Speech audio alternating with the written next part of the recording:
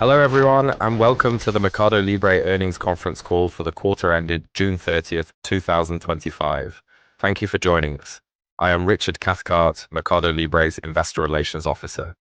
Today, we will share our quarterly highlights on video, after which we will begin our live Q&A session with our management team. Before we go on to discuss our results of the second quarter of 2025, I remind you that management may make or refer to, and this presentation may contain forward-looking statements and non-GAAP measures. So please refer to the disclaimer on screen, which will also be available in our earnings materials on our Investor Relations website. Please note that this call is being recorded and a replay will be made available on our Investor Relations website as well. As we continue to evolve our communications with investors, we have decided to launch our quarterly product updates video after earnings, rather than together with our results call. So watch out for this coming to your inboxes in the weeks after our results disclosure. With that, let's begin with a short message from our CFO. Hello everyone. In Q2, MercadoLibre delivered another quarter of strong financial performance. Revenue growing over 30% year-on-year and record income from operations of $825 million. These results reflect the strength and consistency of our execution as we continue to invest with discipline to advance our long-term ambitions in commerce, fintech, and advertising. In Brazil, we lowered our free shipping threshold for the third time in 5 years as part of our objective of bringing offline retail online by removing frictions. This strategic initiative is attracting new users to our e-commerce platform, increasing engagement among existing buyers, and expanding our assortment. The enhanced value proposition resulted in accelerated GMV growth in June following the implementation of the new pricing. Mexico was another standout in Q2. GMV growth accelerated sharply, and the number of items sold in the platform increased at the fastest pace in almost 2 years, driven by strong performance across both our 1P and cross-border businesses. Advertising revenue grew 38% year-on-year. In Q2, we launched our integration with Google Manager, an important milestone in positioning Mercado Ads as a key strategic partner for brand-focused advertisers. Fintech services continue to gain strong traction in Q2. Monthly active users of Mercado Pago reached 68 million, reflecting rapid user growth and increasing engagement across our ecosystem. Assets under management more than doubled year-on-year once again. Our credit portfolio surpassed $9.3 billion, growing by 91% year-on-year. We're also encouraged by the quality of our credit business, with NIMAL remaining broadly stable quarter-over-quarter and 50 to 90 days NPLs falling below 7% for the first time since we began reporting the metric. Our credit card business continues to perform well in both Brazil and Mexico. Strong asset quality and ongoing enhancements to our credit models enabled us to issue 1.5 million new cards in Q2. We're also seeing consistent improvements in cohort profitability, with more than half of our portfolio in Brazil already being NIMAL positive. We are pleased with our performance in Q2 as the benefits of years of disciplined investments continue to compound. Engagement is rising across all areas of our ecosystem, reinforcing the strength of our platform and the long-term potential ahead. Thank you for your continued support.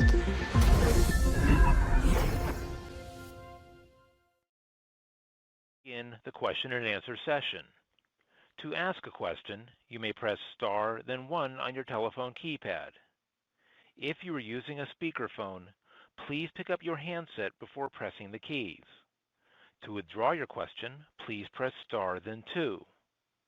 Please limit yourselves to 1 question. If you have additional questions, you may rejoin the queue. Our first question today is from Andrew Rubin with Morgan Stanley. Please go ahead.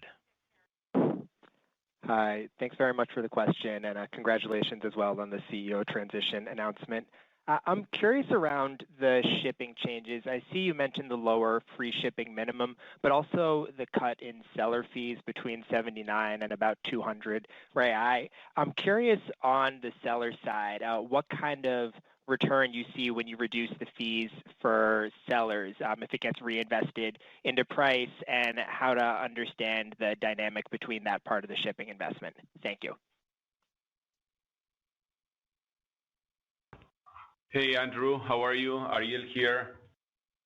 So before the change in pricing, you could see that there was a kind of a cliff edge in the take rate from below 79 reais to above 79 reais, which basically led to steep increase in fees, both in absolute terms, but more importantly, as a percentage of GMV. So basically, with this adjustment, we are lowering that cliff, smoothing the curve from 79 reais upward, and we think this is the right thing to do. Let me step back for a second. We tested and learned from executing this last year in a few categories, and our experience actually shows that this initiative has a positive impact, and it comes from A, merchants lowering prices, and B, bringing more selection to our platform. And more importantly, those impacts are not necessarily perceived at the moment in which we execute the changes, but they get strengthening over time. So overall, I would say this was a positive change for us. We are happy with the early results we've seen, and we are encouraged by the fact that from our experience, we are expecting even more of a positive impact in the near future. The next question is from Irma Sgarz with Goldman Sachs. Please go ahead. Yes, hi. Thank you for the opportunity. I would just wanted to go a little bit through the highest sales and marketing spend this quarter, excluding the provisions. The spend was almost up 50% in US dollar terms. Now, we know that you had two very specific high-profile campaigns in Brazil this quarter, and I think in the letter you also called out the campaigns in Argentina and in Mexico. So should we think about the spend of this quarter as a little bit of a, I don't want to call it one-off, but as perhaps a slight outlier, or do you see further opportunities to continue to lean into the back half of the year? And in this context, if I may, do you see scope for AI to impact both the efficacy and efficiency of your own ad spend, but also in terms of the ad inventory off and on platform that you're showing to your ad clients, or is that too early in the life cycle? Thank you. Hi, Irma, it's Martin here. Thank you for your question. It's correct what you see, and we shown on the graph on the investor presentation. We compressed margin by 1 percentage point this quarter compared to last year in sales and marketing, and this is mostly because of several things. In Mercado Pago, we launched several campaigns in different countries with celebrities to promote our platform, and the results have been very, very positive in terms of user growth, asset under management doubling in Brazil, Chile, and Mexico. Downloads also improving very drastically from previous quarters. So very successful campaign, but obviously that puts a little pressure, short-term pressure on margins. On the commerce side, we also invested. We run a campaign similar size to like a Black Friday to promote our free shipping that, as you know, we launched in June. So that's also some investment that we did behind the lowering of free shipping threshold in Brazil, putting some pressure on margin. And then on top of that, we also increased a little bit of POM, paid advertising, in order to acquire more users, always with positive returns. So that's also an increase relative to last year. And finally, we invested a little bit more on our social strategy by investing in affiliates and content creator program. That again, those will bring results throughout the quarters, but in the short term, they put some margin pressure. So I would think it's a combination of both ongoing investments in acquiring users and downloads, but also a couple of one-off campaigns, in particular in Mercado Pago and the lower free shipping threshold that we did in Brazil this quarter. Hey, Irma, Ariel here. To the second part of your question, we definitely think that there's huge room for AI to help us improve both our marketing execution and our ad spend as well. So on the marketing side, I think there are many dimensions in which we are testing and learning about AI. Just to bring one example out there, for instance, when we think about branding and creativities, AI brings us the opportunity to produce multiple creativities for any given campaign and start testing and learning those creativities across the board, and with that deciding who we want to show what in the online world, and that's something we are already proving. Producing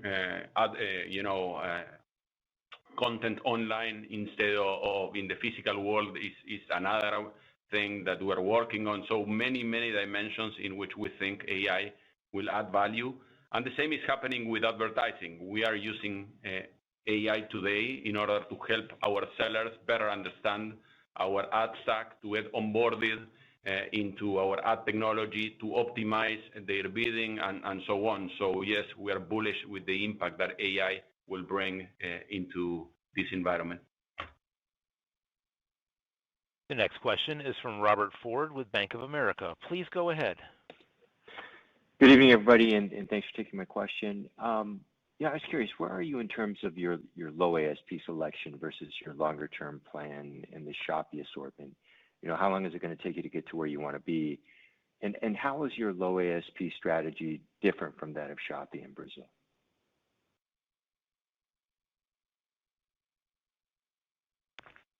Hey, Bob.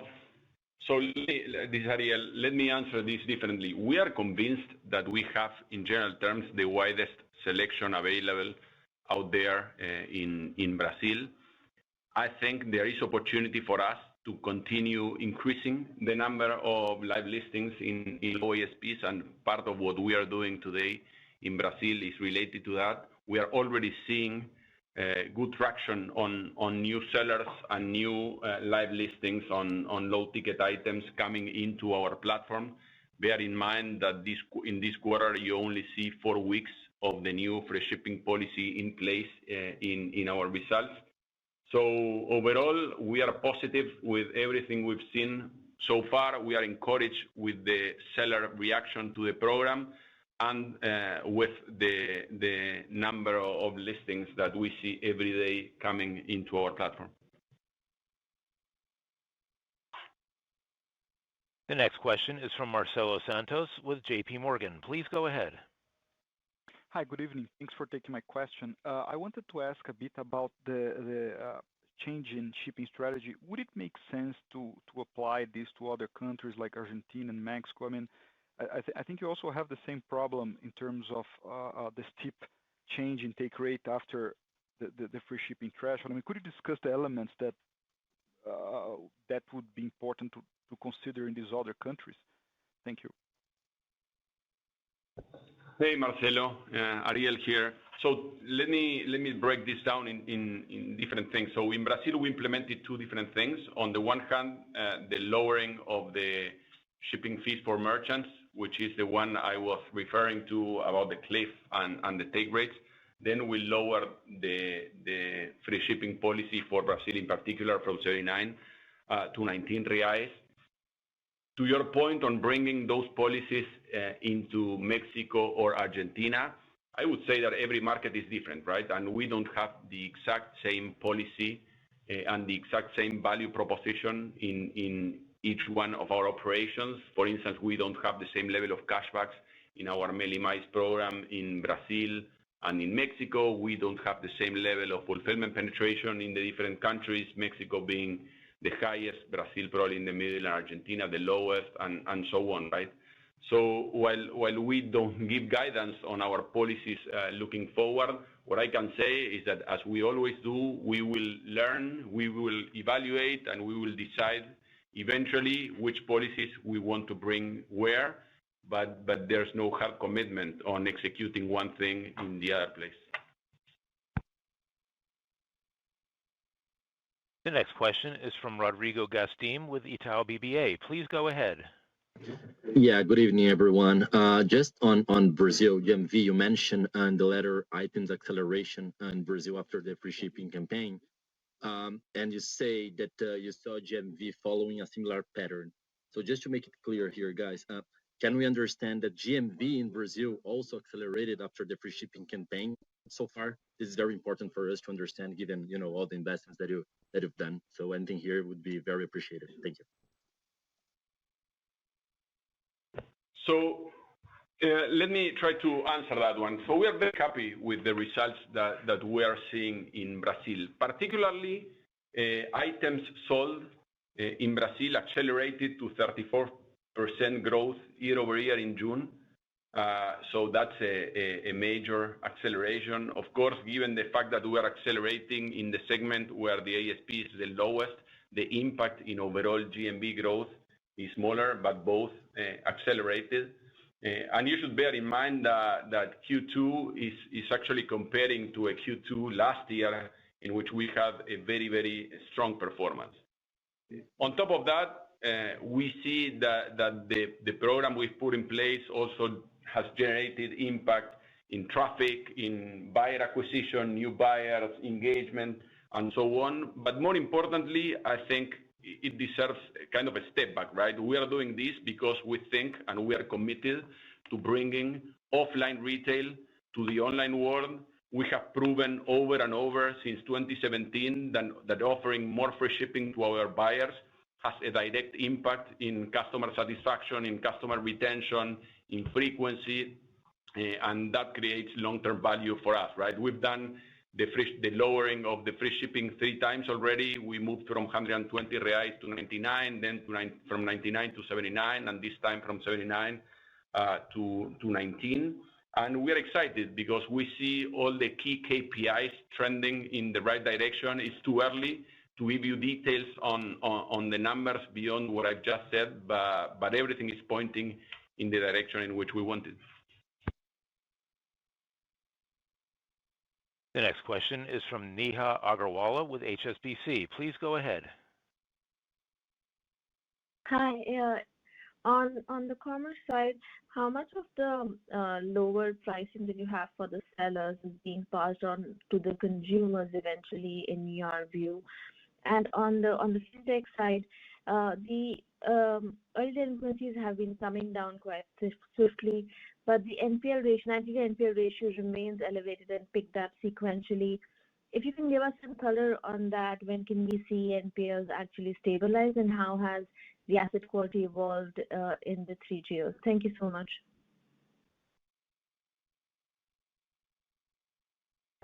Hey, Neha. So on the first part of your question, I would say that given the mechanics with which we implemented the reduction in fees and the way sellers operate in MercadoLibre, most of the lowering in take rates were passed into pricing. So we saw a clear reduction of prices in MercadoLibre after the implementation of the changes in take rates. I will let Osvaldo and Martin answer the second part of your question. So Neha, with regards to NPLs, what we're seeing is that a sequential reduction in NPLs between 15 and 90 days, and there was a slight increase in over 90 days, but it's roughly in line with what it was before. It was 18.5% a year ago, and it's 18.5% now, sequentially up half a percentage point from 18 to 18.5. But we don't have a concern with regards to NPLs. Actually, we are very happy with how they are evolving, and we have been able to reaccelerate issuance of cards, given that the models are performing very well. And just to complement, Neha, if you look at the other side of the business, which is the revenues that we generate through our portfolio, our actual profitability of most of our portfolios have improved sequentially and year over year. So we are very satisfied, and this is the reason why you see an increase in acceleration in the growth rates of our portfolios. The overall credit portfolio grew at 91% year on year, and the credit card specifically grew 118% year on year.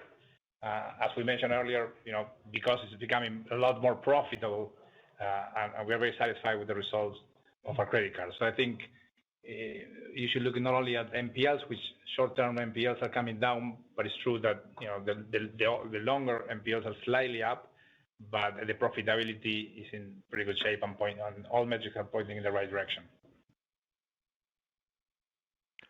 The next question is from Deepak Mathivanan with Cantor Fitzgerald. Please go ahead. Hey, this is Jack on for Deepak.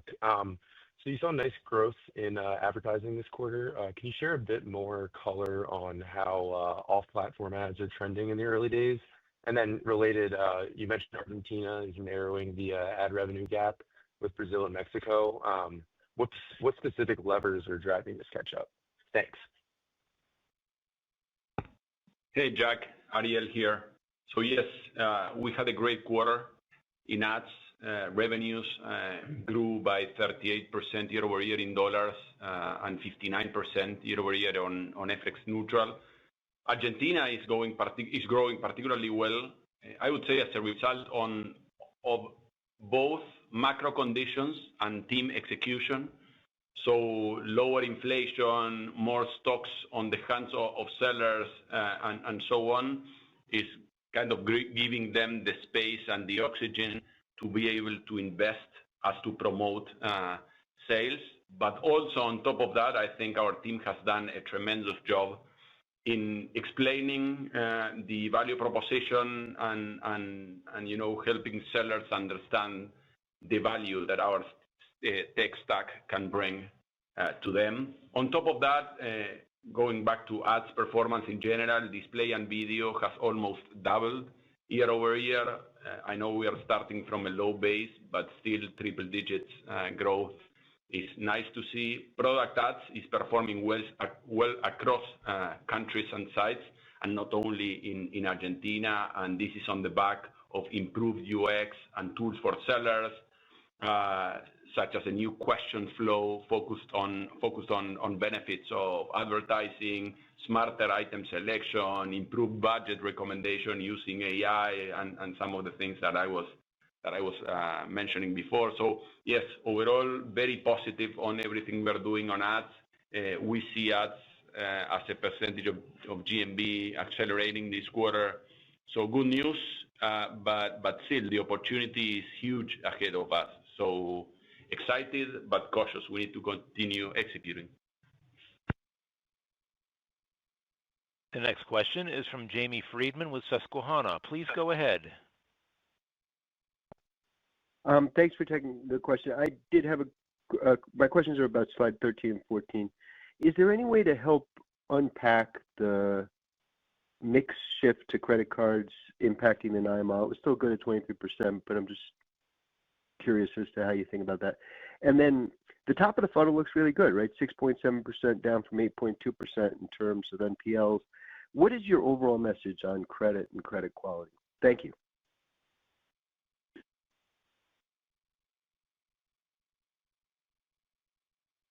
With regards to NIMAL, I think there are several effects working on at the same time. On the one hand, the most obvious one with regards to credit card is that NIMAL for credit card is lower than for the other products, and credit card is growing significantly faster than the credit book. So as Martin was saying, it's growing at over 100% year over year. And that's why, even though the NIMAL for the credit card remains, I would say, rather flat for new segments, and it has been improving for older segments, as the portfolio grows, that has an impact on the overall NIMAL. And then the other factor I mentioned is that is relevant is Argentina, with inflation coming down so fast in Argentina. So how NIMAL, which last year was ridiculously high, I would say, but still it's super profitable. And to counterbalance that to some degree, the other thing that is happening with Argentina is that the size of Argentina within all of the loan portfolio has increased. So even though the NIMAL has come down a little bit, overall the impact continues to be relevant because of this increase in weight in the portfolio. Then regarding the overall credit quality, I would say that I think we are very bullish, I would say, on how we are issuing credit. If you recall, a couple of quarters ago, at the end of the fourth quarter, early first quarter, we were a little bit more cautious, particularly in Brazil, because we thought there were concerns about interest rates increasing and in general in the market, NPLs increasing, and to some degree, we have seen something similar in the overall market in Argentina more recently. Nonetheless, we have continued to improve our models, and we felt comfortable increasing the speed of issuing cards in Brazil and in Mexico, in both countries, but mostly in Brazil. We continue to see that cohorts that are 2 years or older, all of them have NIMAL positive. For example, pretty much all of the 2023 cohorts are already NIMAL positives, and some of the early 2024 cohorts also. So we will continue to be bullish with how we are issuing credit. The next question is from Trevor Young with Barclays. Please go ahead. Great, thank you. Just sticking with credit card for a second and the comment in the letter around NIMAL. Just to be clear, the entire credit card business is now NIMAL break even, or was that a comment around some subset of the business? And then relatedly, should we assume that the credit card NIMAL will now remain break even or even positive from here over the medium term, particularly as you look to launch credit cards in Argentina before too long?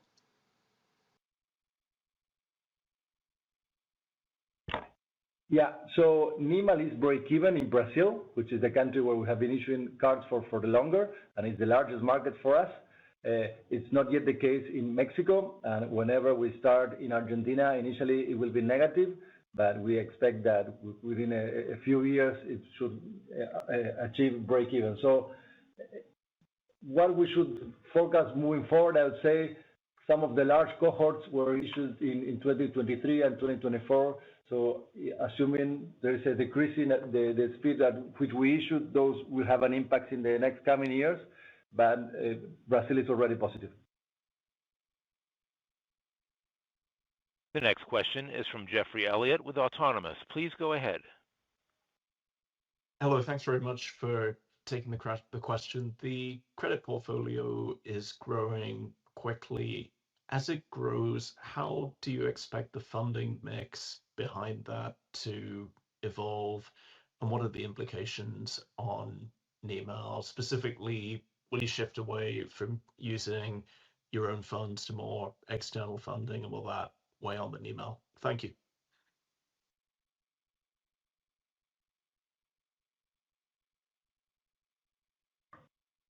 Hi, it's Martin here. I think if you look at the different credit portfolios that we have, the more mature portfolios, consumer credits and merchant credits, we have been funding it through third parties. So the majority of the funding comes through third party, and you see that as part of the cost in NIMAL, correct? The credit card has been funded by us so far. We're starting to fund it with third parties, so you do not see the funding cost in NIMAL. As we extend more funding to the credit card via third parties, that will have an effect on NIMAL in the way we account for that cost within NIMAL. But that's something that will come in the future. The next question is from Joao Soares with Citigroup. Please go ahead.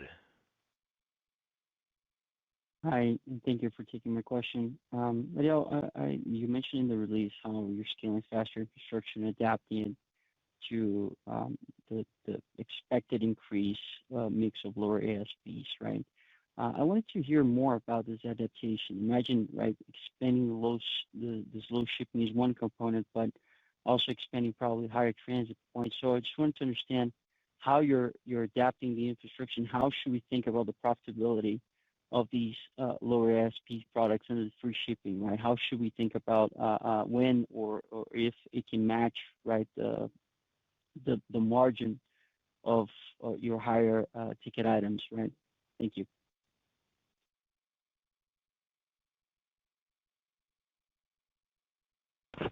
Hey, Joao, this is Ariel here. So when thinking about unit economics and profitability of the lower ticket items in which we are now offering free shipping, the mindset with which we approach this problem is kind of broad, right? So we think about relationships with our users and not transactions, meaning that when evaluating the profitability of the initiative, you also need to consider the downstream impact that the higher engagement and frequency can generate in the context of this big opportunity we have ahead of us of bringing retail offline to online in a country in which we only have 15% of e-commerce penetration. Also in our slow delivery with wider delivery promises has just started. We have not done that before, so we have ample room to continue improving economics there.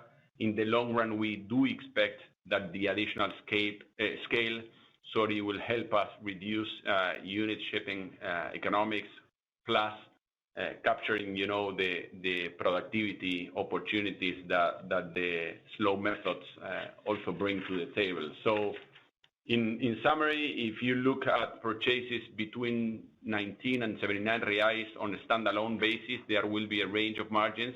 Not all of them will be positive. Not all of them will be negative.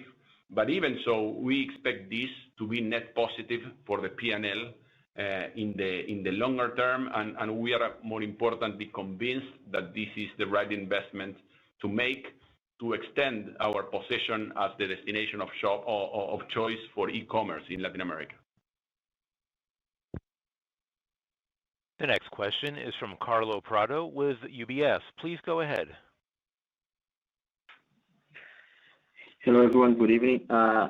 I would like to explore a little bit more the credit operations in Argentina, if I may, please. Last quarter, you mentioned that we grew 4 times the portfolio in dollars. So just wondering if you can share more details about the growth pace this quarter as well. And we have been seeing a sharp increase in NPLs for the traditional banks in Argentina, especially in the consumer portfolio. Just would like to understand what can you say about the asset quality for your operations, if there is any concern, and the strategy going forward. And finally, we saw some change regarding the reserve requirements on money market funds in Argentina. As your remunerated accounts are in money market funds, if I'm not wrong, just wondering if that could impact your fintech operations there at some point as well. Thank you.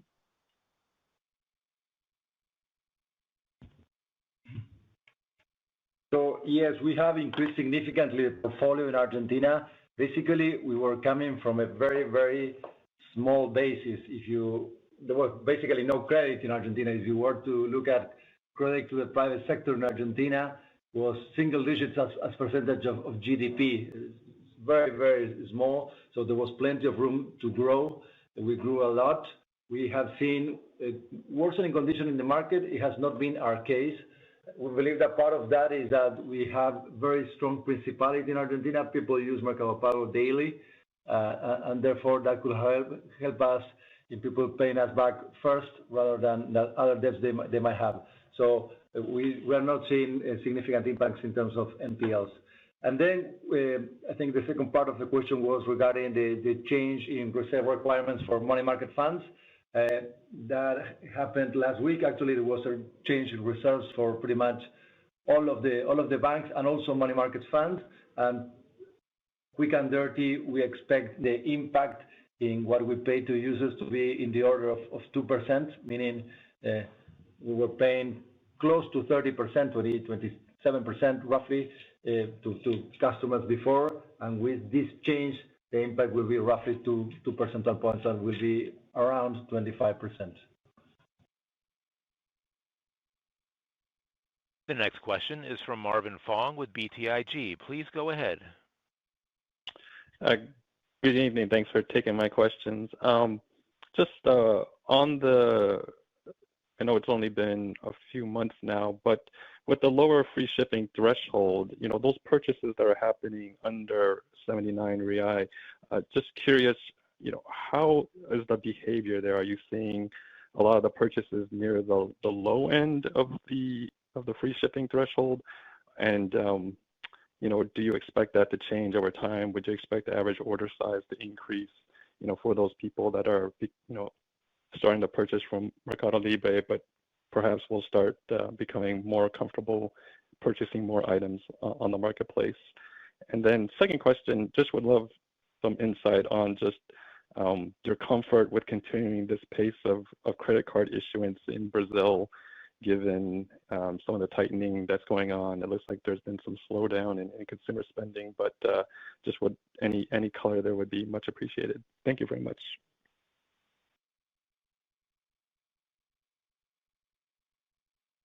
Hey, Marvin. So let me answer your question in a slightly different way. We would not be a $50+ billion GMV company today per year if it were not because of building our logistics infrastructure and launching our free shipping program back in 2017. And we think this is the same case now. We are convinced that the best way to serve our customers in Brazil is by offering more free shipping, and that's basically what we are doing. So within that range, there are many things happening simultaneously. We just launched this few weeks back, so it's a bit early, but we definitely expect the trend that we see in traffic increases, conversion rate increasing, more engagement, more frequency to continue in the future. And with that, we expect to see,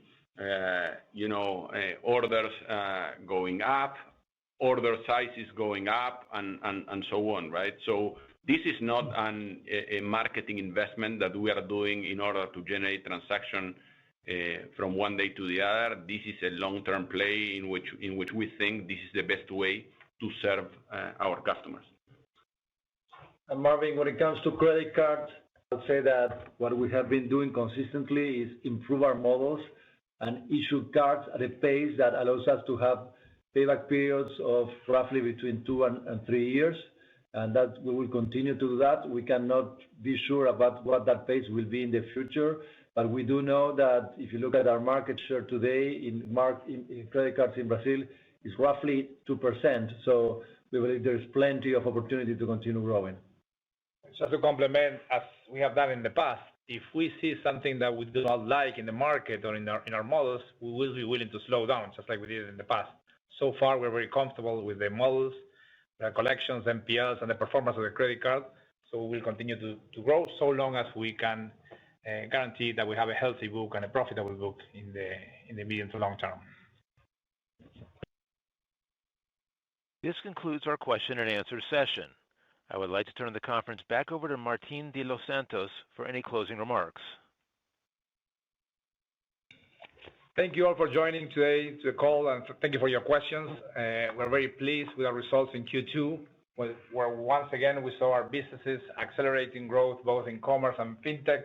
And we look forward to engaging again in October with you when we present our Q3 results. In the meantime, the investor relations team will be available for any further questions. Thank you again, and good night. The conference is now concluded. Thank you for attending today's presentation. You may now disconnect.